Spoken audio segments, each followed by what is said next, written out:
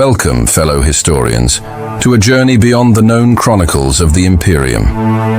We often speak of Paul Atreides, the rise of the God Emperor, and the scattering. The forgotten lore, decipher the cryptic symbols, and piece together the epic sagas that shaped humanity's destiny among the stars.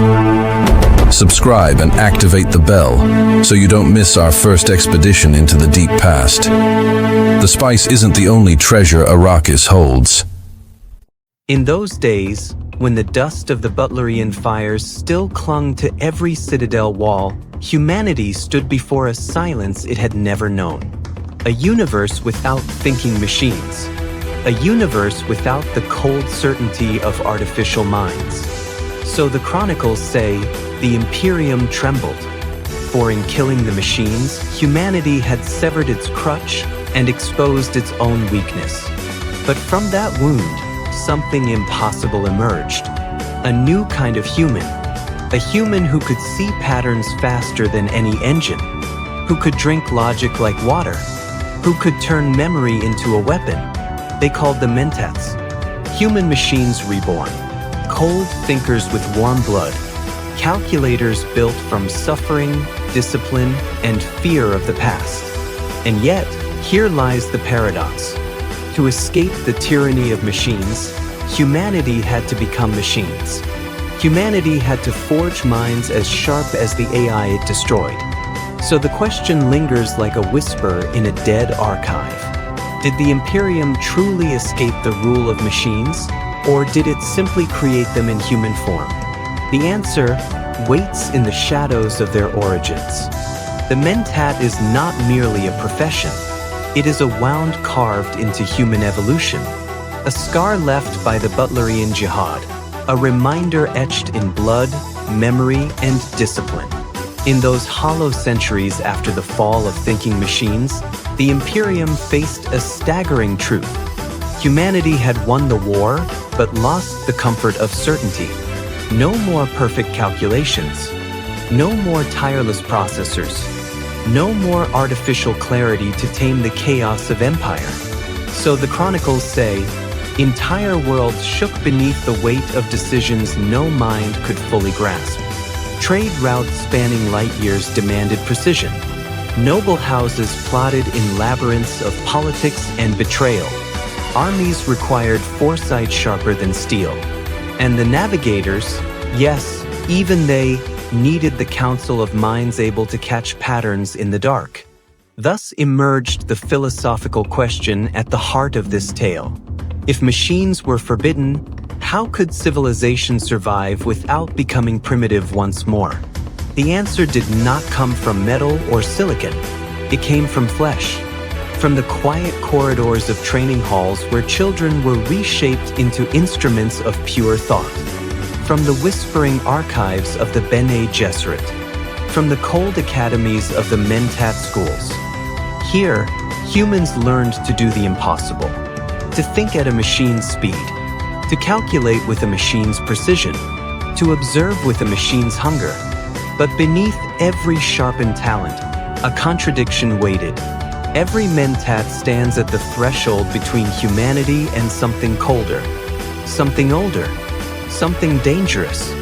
And that is the journey before us. How did the Imperium transform human minds into living computers? What price did the Mentats pay to become the replacements for forbidden machines? And what does their existence reveal about the nature of intelligence itself? The answers form a map carved in memory, logic, and shadow. Follow it carefully, for the path only grows darker from here.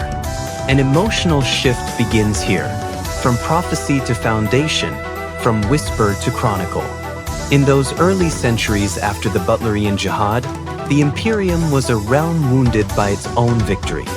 The thinking machines were gone, their cold empires shattered, their logic annihilated by human fury. But in their absence, a void yawned open. A void wider than any political conflict, deeper than any loss of technology. The truth was harsh. Civilization had grown dependent on artificial minds.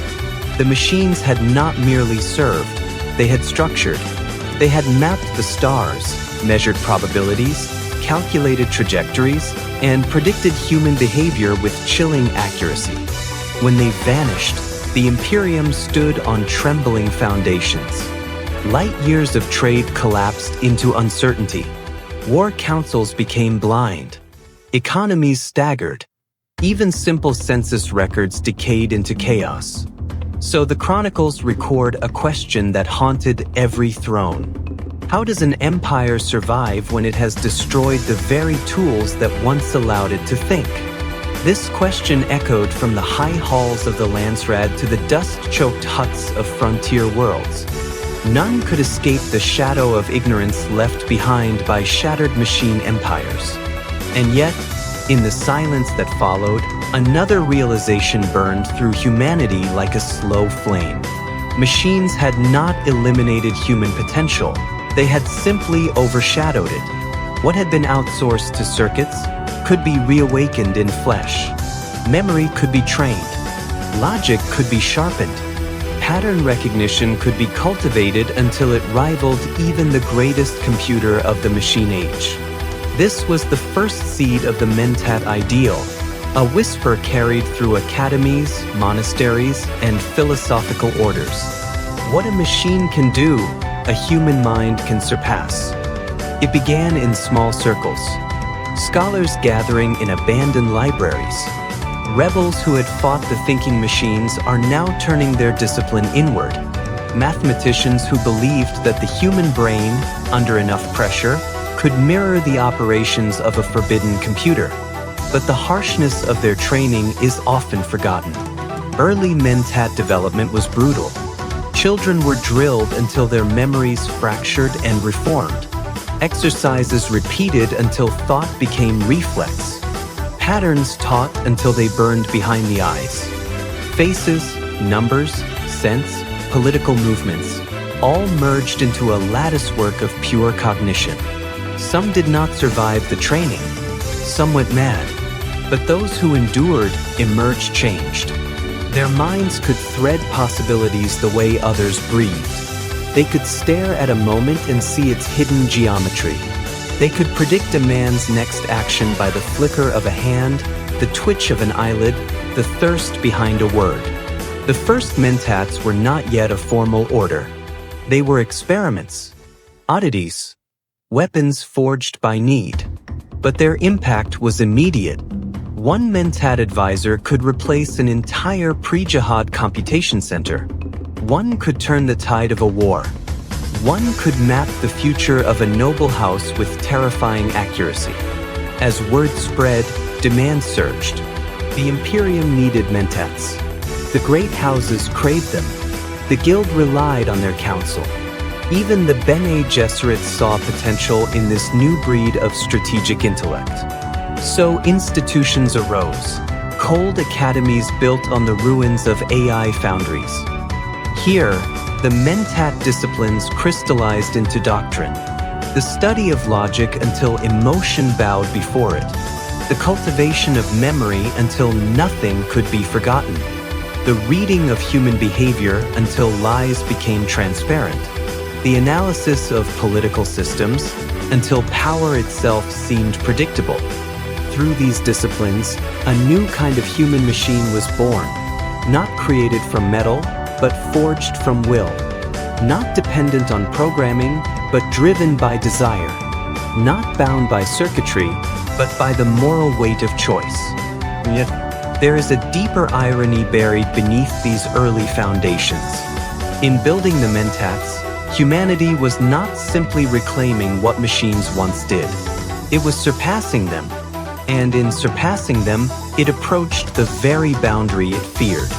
Because a Mentat is not simply a calculator in human form. A Mentat sees deeper. A Mentat understands nuance, emotion, threat, and ambition. A Mentat can predict the illogical, feel the irrational, and anticipate the chaos machines that once failed to grasp. A Mentat is more than the machine humanity destroyed. A Mentat is the proof that humans could evolve into something greater, something sharper, something dangerously efficient. And so, a tension began to rise, quietly, almost invisibly. If the Mentat was a replacement for the forbidden machine, then what would stop a Mentat from becoming as dangerous as the machines that came before? This question, this dark seed, began to sprout in the shadows of the early Imperium, and its consequences would shape every conflict to come. The chronicles fall silent here, but the silence is heavy, because the next phase of this evolution was not peaceful, not harmonious, not safe. Something was coming, a conflict not of armies, but of thought itself, and the Mentats would stand at its heart. The emotional shift deepens, from foundation to fracture, from quiet formation to the sharpening edge of danger. When the Mentat order matured, the Imperium believed it had solved its greatest fear. No more forbidden machines, no more artificial tyrants, only human minds honed into instruments of precision. But as the chronicles whisper, the solution carried its own shadow. Because the more powerful the Mentats became, the more perilous their existence grew. A human trained to think like a machine remains, in the end, human, full of ambition, loyalty, desire, and fear. And these human elements clashed violently with the cold logic they were forced to master. This was the heart of the central conflict. A Mentat must think with perfect objectivity, while living in a world ruled by emotion. A contradiction with teeth. The house struggled. Every great house saw Mentats as strategic weapons. Some adopted them as loyal advisors. Others manipulated them like tools.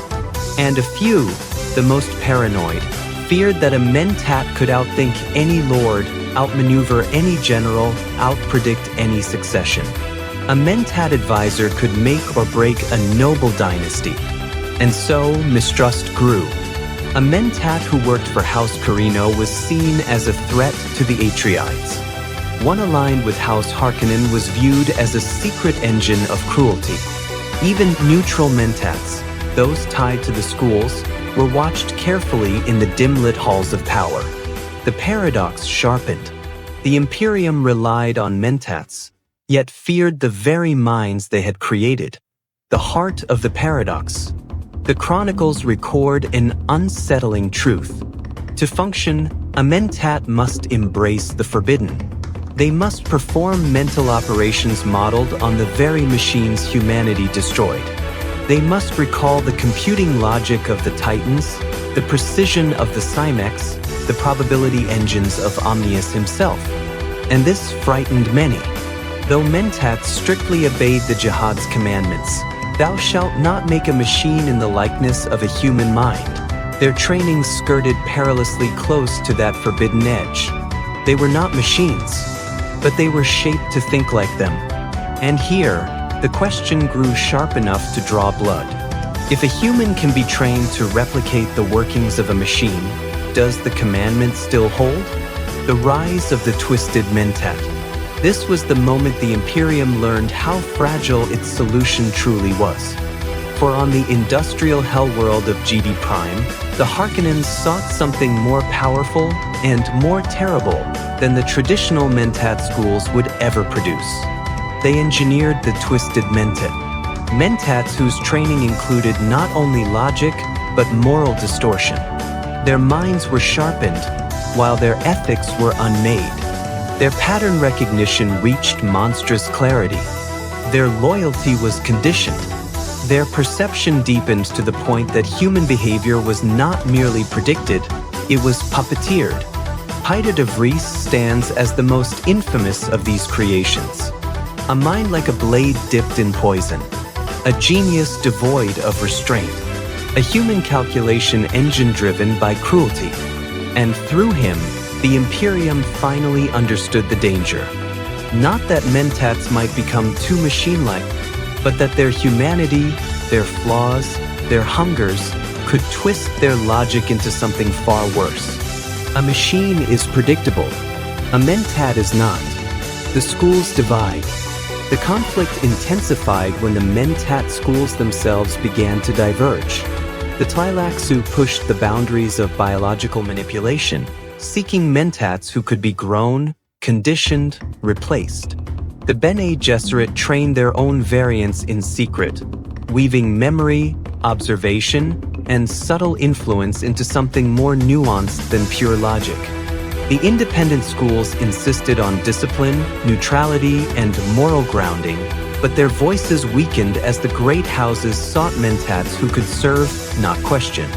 The Imperium was pulling the mentat order apart. Logic fractured by ideology, memory eroded by politics, objectivity shattered by loyalty. The mentats could see it coming.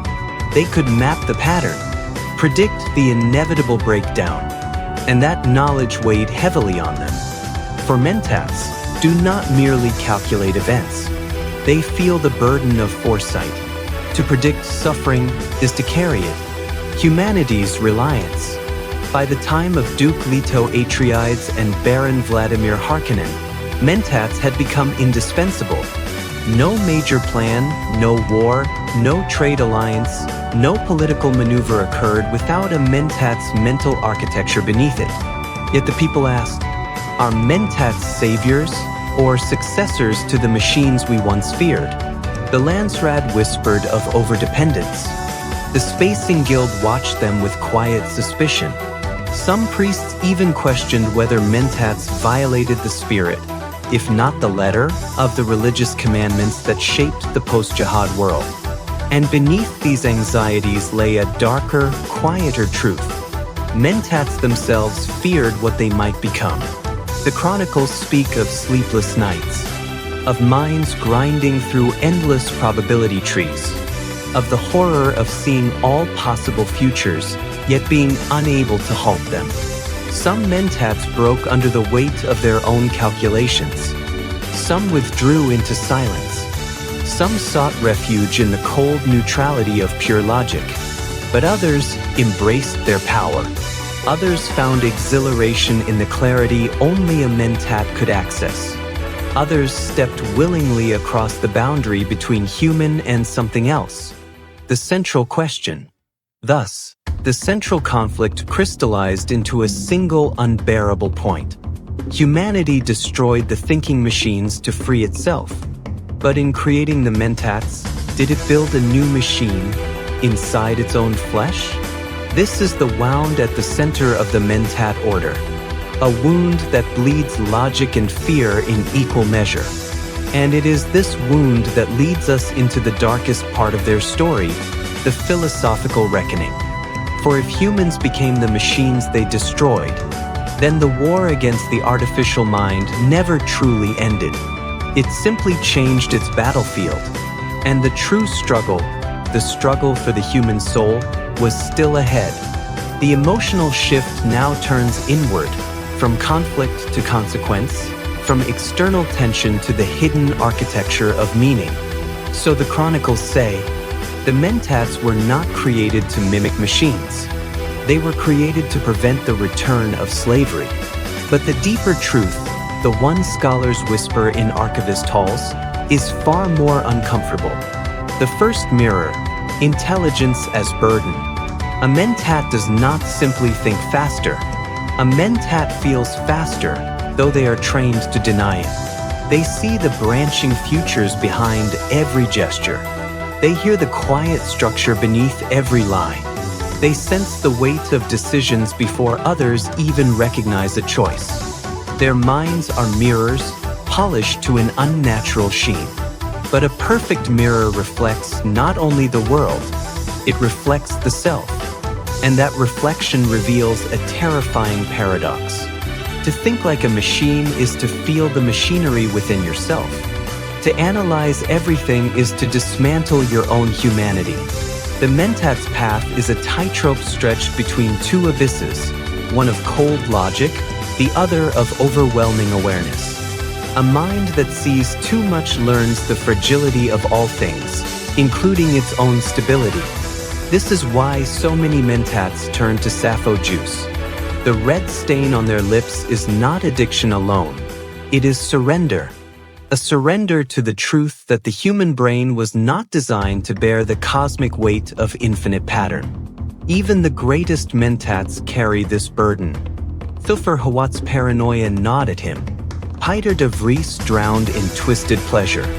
Lietkind's balanced ecological vision against political doom. Hate wrestled with identity itself. Their brilliance was both a gift and a torment. It always hangs in the background like a dim echo. The second mirror, the ethics of human machinery. Herbert's message shines sharply through this paradox. The Butlerian Jihad forbade machines in the likeness of a human mind. But it said nothing about reshaping the human mind in the likeness of a machine. So the Imperium did exactly that. And here lies the moral fracture. Is it ethical to mold humans into tools? Into calculators? Into engines for the ambitions of empires? The Mentats were celebrated for their intellect, yet often treated as property. Loyal talents to be purchased. Strategic assets locked into house feuds. Brilliant minds were placed in servitude to political masters who rarely understood their depth. Even the noble Atreides, who treated their Mentats with dignity, relied on them as instruments of power. The line between respect and exploitation blurred, as it always does when intelligence becomes utility. This is the philosophical sting. Humanity outlawed machine minds because they dominated mankind, but then created human minds to dominate the machine's absence. In fleeing one tyranny, the Imperium birthed another, softer, quieter, but no less profound. The third mirror, the fear that never died. Beneath every Mentat calculation lies a shadow left by the Jihad. Fear of automation, fear of dependence, fear of minds more powerful than human control. But fear is a poor architect for civilization, and Herbert invites us to examine the parallels beyond fiction. In our world, we fear the rise of artificial intelligence. We fear the loss of autonomy. We fear a world run by systems we do not understand. So, like the Imperium, we search for alternatives. We train ourselves. We optimize. We extend the human mind with tools, rituals, and technologies that blur the boundary between man and machine. The Mentats are a metaphor, a mirror held to our own age. They represent the lengths to which societies will go to maintain control when faced with the unknown. Herbert's warning is clear. Whenever fear becomes the author of progress, progress becomes a cage. Mentats may be superior to the machines that preceded them, but their creation was not an act of liberation. It was an act of desperation, a reaction, not evolution. And yet, paradoxically, Mentats reveal humanity's greatest strength, adaptability. Where machines were rigid, Mentats were fluid.